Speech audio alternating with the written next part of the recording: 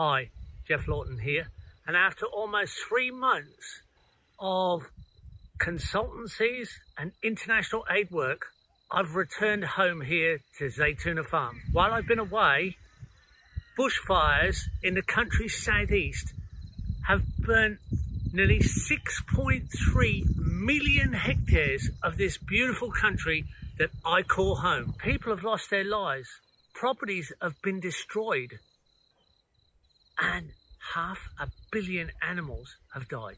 We're not even halfway through summer, and these are some of the most intense and extensive bushfires this country has ever seen, and they've been burning for weeks. Like the one in the Nightcap National Park, a World Heritage listed national park just 10 kilometers from here. It's been burning since November. It's over 10 weeks. I don't know what tomorrow will bring, but as of today, Zaytuna Farm is not in danger. The local volunteer firefighters have done a fantastic job holding these fires in control in rather inaccessible areas. Yes, bushfires and Australia go hand in hand, and every summer we have them, but we've never experienced anything like this. Making fires more frequent, more damaging, and more terrifying is the drought. This extended drought is hotter than any drought on record and longer. It stretched over the last 12 months, so much so that our local boundary creek has actually dried up to just pools, trickling between the pools. That's it, that's all the flow there is. This is a really serious, trying time for everybody. And this is precisely why we do the work we do, because it can really reduce the degree of catastrophe through good design. And in the event that catastrophe does strike, permaculture design principles can reduce the effect and limit the damage. It is possible to drought-proof a property, and in doing so, make a property more fire resistant. And that's exactly what we've done here at Zaytuna Farm. Let me show you some of the main techniques, the top 5, so that you can use good design to make your property more fire resistant.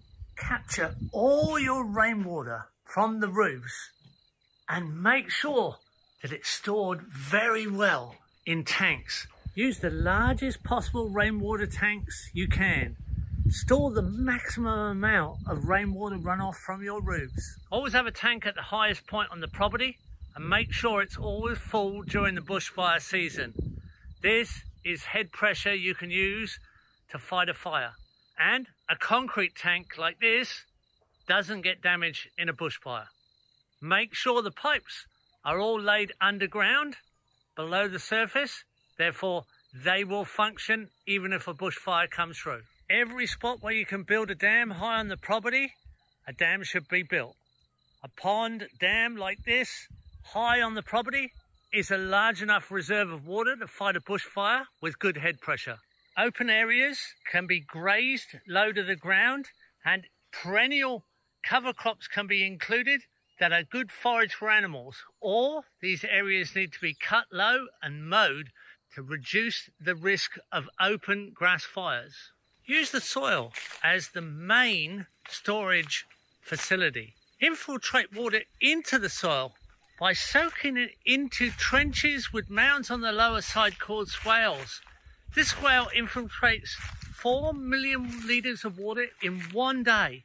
It fills and drains over 24 hours. That water stays on the property for months, if not years. These systems grow very lush trees, and most of these are fruit trees or trees that do not easily burn and resist fire.